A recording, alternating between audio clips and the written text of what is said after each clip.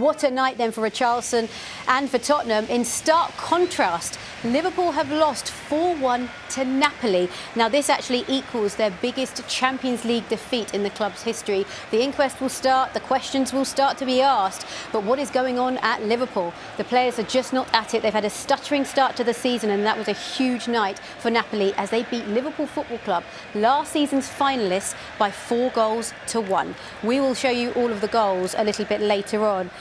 And you can actually watch all of the goals from tonight's Champions League games before 11 o'clock on Champions League Tonight. You can join Jake, Rio and Michael Owen at 10:30, and that will be over on BT Sport 2. And just to also remind you, of course, the Europa League will kick off tomorrow night. Arsenal make the trip to Zurich in the early game, and that's from 5:15 on BT Sport 2. While Man United, who have won 4 in a row, can they continue their fine form as they welcome Real Sociedad to Old Trafford? And I can imagine the atmosphere will be great for that one. And the UEFA Conference League also gets underway tomorrow. Hearts, West Ham and Shamrock Rovers all kicking off their European campaigns. Right, it's time for us to take a break, after which we will analyse the action. The night belongs to that man there, Richarlison, who bags a brace on his Champions League debut. We'll get all the reaction from the Tottenham Hotspur Stadium on the other side of this break.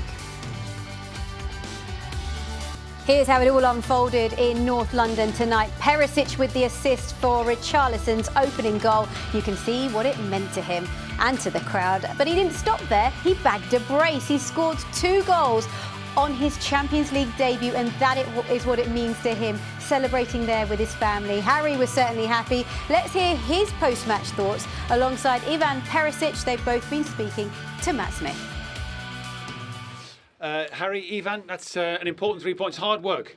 Yeah, tough game. Playing against a really good side. Obviously, they've had a great start to the season themselves this year, and yeah, difficult. You know, it's Champions League, home game. We wanted to start strong and get the win.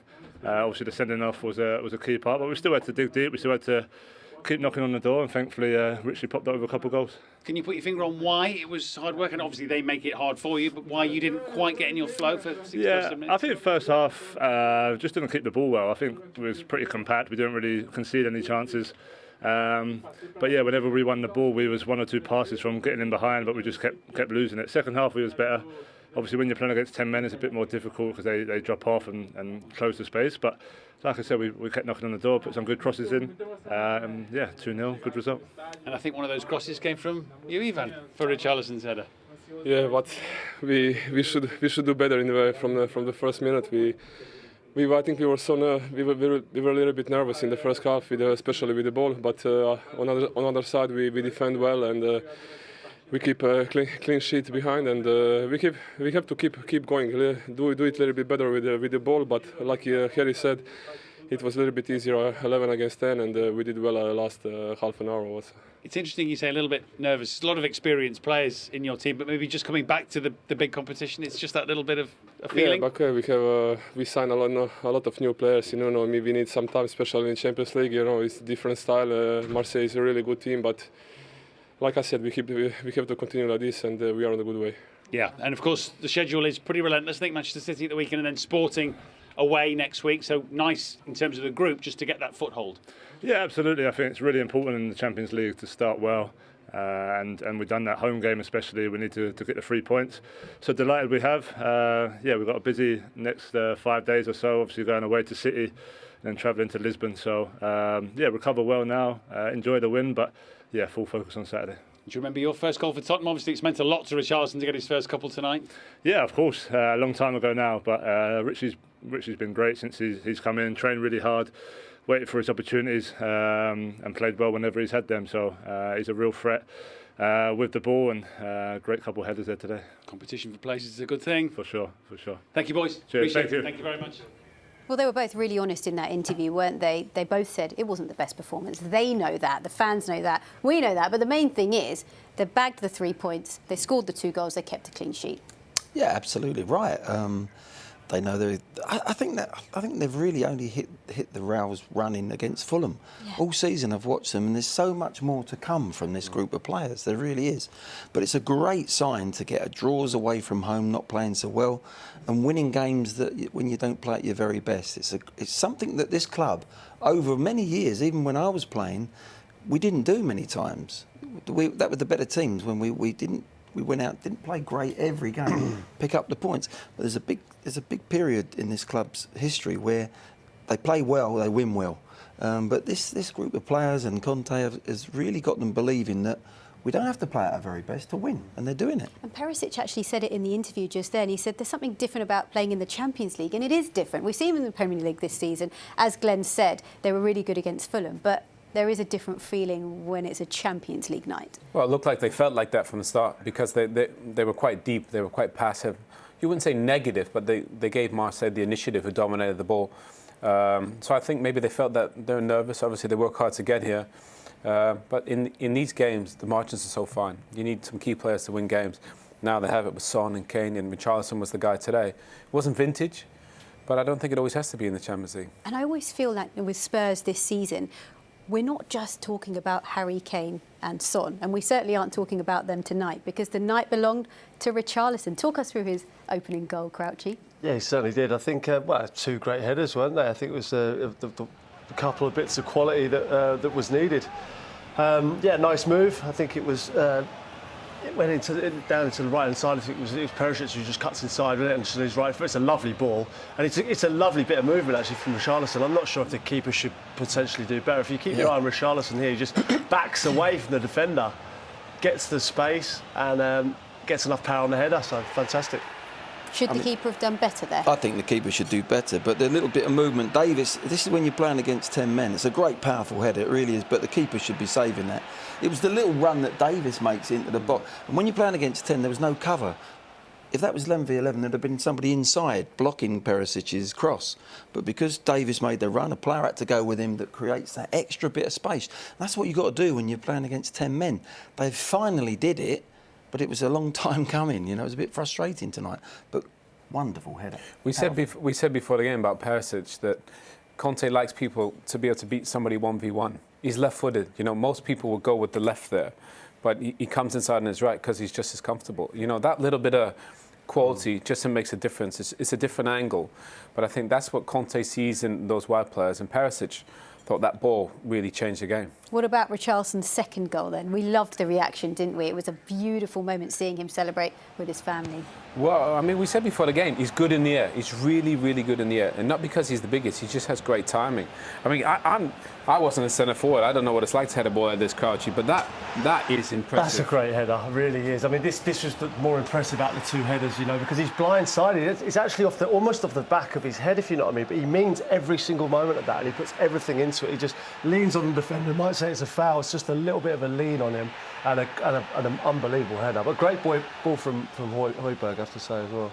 It was. And there's that celebration we were just talking about. And I just wonder, look, I might be getting ahead of myself here, Glenn, thinking about Manchester City already. I know we have to let them enjoy this moment, but is it a no-brainer that he starts against City at the weekend? Oh, that's a different kettle of fish, completely different game. They go up to City, they know they can turn City over. They beat them twice last year, home and away. Here, Conte will sit down with his staff, and playing against Man City is not, no disrespect to Marseille, it's at home. You're going up to the Etihad, it's a tough ask. So at the end of the day, he'll pick a team to go there and specifically get that result. It won't be, well, let's start again. Richarlison might actually go on the bench. Which front three would you pick? Kulusevski, for me, needs to play against Man City. Whether he leaves, the big question is, Son wasn't at his best again tonight. He needs a goal. Once he gets a goal, he'll be fine. He might even look to put Richarlison on that left-hand side. It's very tough to bring somebody out of the team who's just scored 2 goals. Son might need that little bit of coming in. Sometimes when you're in bad form, you come out of the team and you look from the... You're not happy, but you look from the sides, you look from the subs bench. It's almost like the chains come off you. And then when you get your chance again, you're starting afresh. And maybe Son just needs that. He's trying so hard, probably too hard. Yeah, against Man City, I think Son's pace on the counter-attack it could be crucial. Absolutely. But the thing is, Kulusevski gets him up the pitch as well, doesn't he? You know, in possession. Yeah. So it was a big call if he leaves Richarlison on the bench. So either way, he's got a conundrum, but it's a nice conundrum. It is. You know, when you've got choices.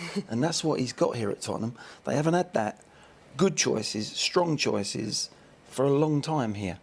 You know, probably since Pochettino came, the squad. I think the squad's deeper now than it was then. Yeah. Maybe not the 11 yet, but You know, he's got great options. Well, other than the 2 goals that we witnessed tonight, the key moment and the turning point was the red card, wasn't it? Because after that, Tottenham managed to find their rhythm. But there's no doubt that this was a red card. Yeah, look, it's just poor defending from Chance and Mbemba. Just stay on your feet, don't dive in. Son, we know how good he is in these spaces. He just gets there quicker. I felt for Son there. You see how he's desperately trying to stay on his feet for his goal because he knows he's got the touch. He knows he's through. If you see he goes down, tries to get back up because you know he's so desperate in the goal. Yeah, defensive wise, I mean, you just can't dive in like that. It's absolutely ridiculous, and it cost his team completely because that was the turning point. You know, from then they were on, comfortable. They were comfortable. They were. The thing is, you have a hot head, don't you? Because he's still got a lot to do from there. Even if he goes by him and he can't catch him, you back your goalkeeper to make the save, you know. But to go down to 10 men was the difference. If it stayed 11v11, they might have got their draw that they come for, you know. So it's a big call, but it's easy to sit here and say that. It's having that train of thought in that moment, that split second. You think, well, I can't get him. I'm going to bring him down. I'm on risk. I'll back my goalkeeper. But that happens in split seconds in the heat of a moment. So. From Tottenham's point of view, I'm glad he tried to make the tackle. And of course, Crouchy, when all is said and done, whether the performance wasn't quite there or not, the fans will be delighted to have Champions League football back in this magnificent stadium and to kickstart the campaign with the win. Yeah, listen, it's a win, it's 3 points. We move on, right? I think that's what it is. It's one of those because the way they started the game, I couldn't understand it at all. The way they started the game, it was like they were the away team. It was like 38% possession in the first half. You think the crowd was so up for it before the game, and the performance in the first half sort of killed that a bit. And you just think, why have they done that? You know, go with it, get some impetus. You know, get the crowd behind you, get some shots on target, and get after people. I couldn't understand the way they set it up, but. They got the result. Let's not be negative. It is indeed job done for Spurs, and we are going to take a break, after which we'll bring you some more reaction and we'll hear the thoughts of the Tottenham boss, Antonio Conte. We're back in a moment.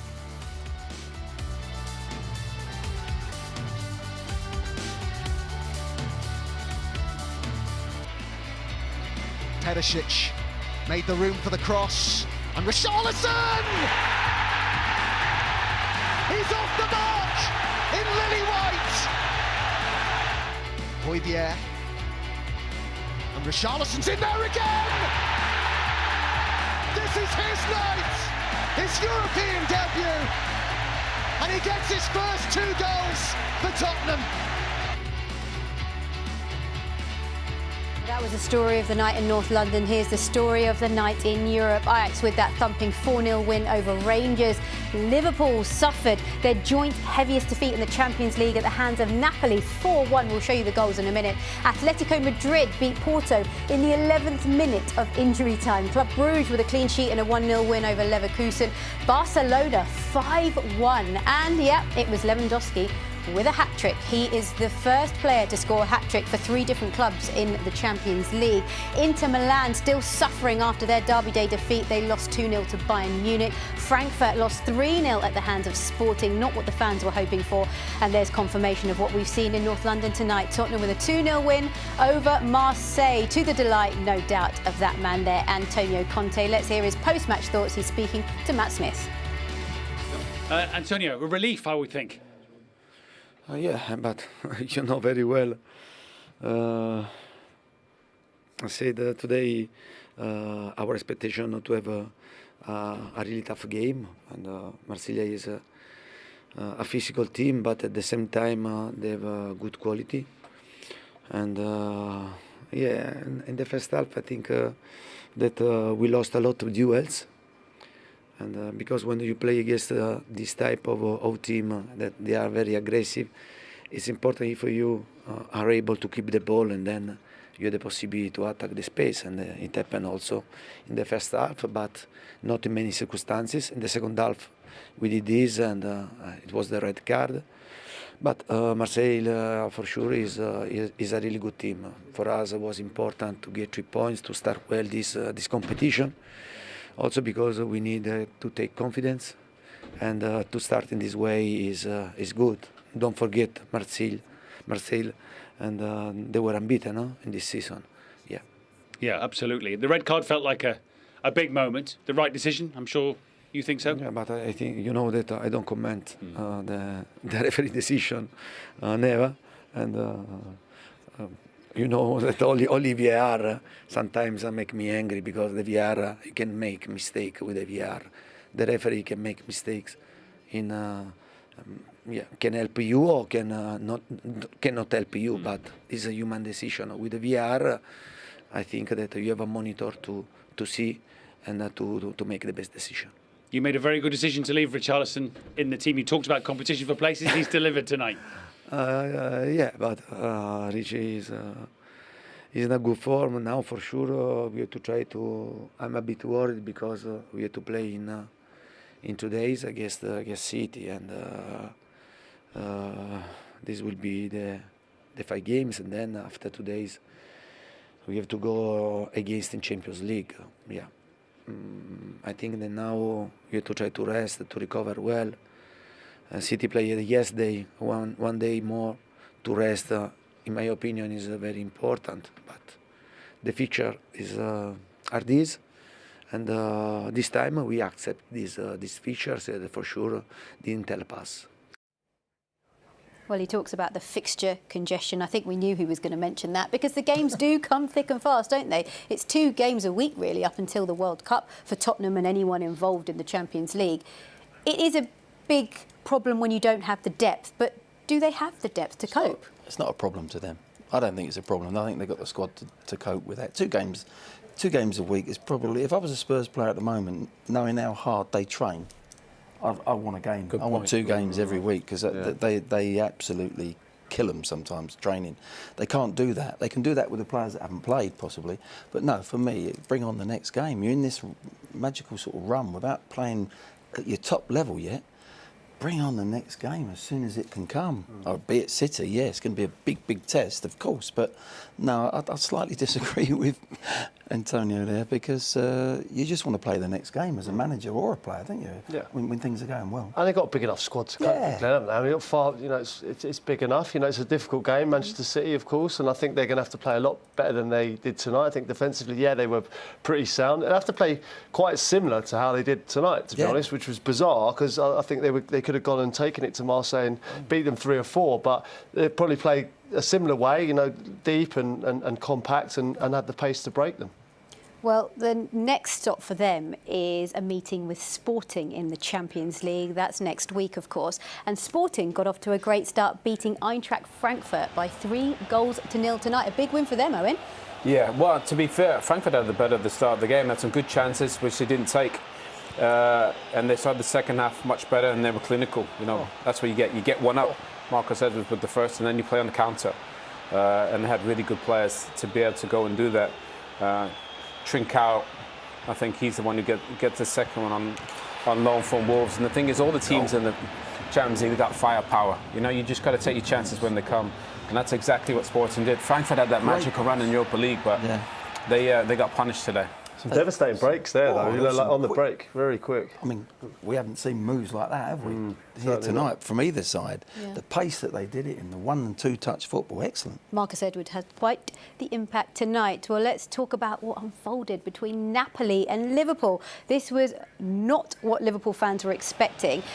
The poor start to the season continues, Crouchy. Yeah, I didn't see this one coming, Steve. I mean, listen, you know, they've not been in great form, Liverpool. They've not been performing well at all, but I think, I don't know, with the midfield they have at the moment, I think it was Milner and Elliott and Fabinho tonight and Carvalho at the weekend. I just don't think it's been intense as it has been in recent seasons, and playing that high line is become more difficult. You can see here they're not playing to, you know, they've been left fully exposed.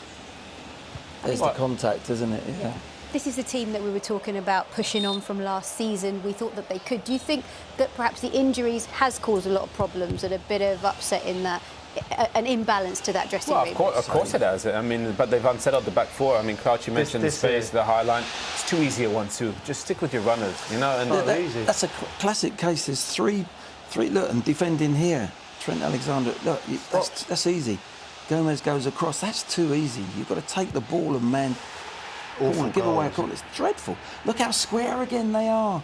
That's great when the midfield players are putting pressure on the ball. That works lovely, but they're being too easy. It's too easy to thread passes and runners make time in their runs.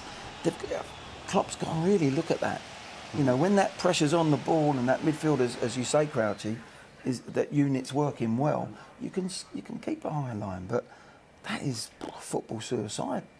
That is really poor. And I always thought Liverpool fans were hoping that, you know, stepping into the Champions League, the competition that they come alive in, would really help kickstart their season. But it clearly didn't happen, Glenn. No, of course not. But you know, the bottom line is that there's something wrong there at the moment. There's something wrong. You know, OK, Mane went, but for me, Jota was one that I wouldn't be too worried about it. But Jota then gets injured. That's been a big miss, in my opinion. But there's something wrong there at the moment, and Klopp will put it right. He's that good. I'm sure he certainly will. OK, well, it's time for us to say goodbye here. Don't forget that Champions League tonight is on Next with Jake, Rio, Michael Owen in the studio. They'll be talking about two big talking points, that Liverpool result and, of course, what next for Chelsea post the Thomas Tuchel era. Well, thanks, gents. Really enjoyed your company tonight. Thank you for your company as Tottenham deliver a win as Champions League nights return to North London. We'll see you next week. Bye-bye.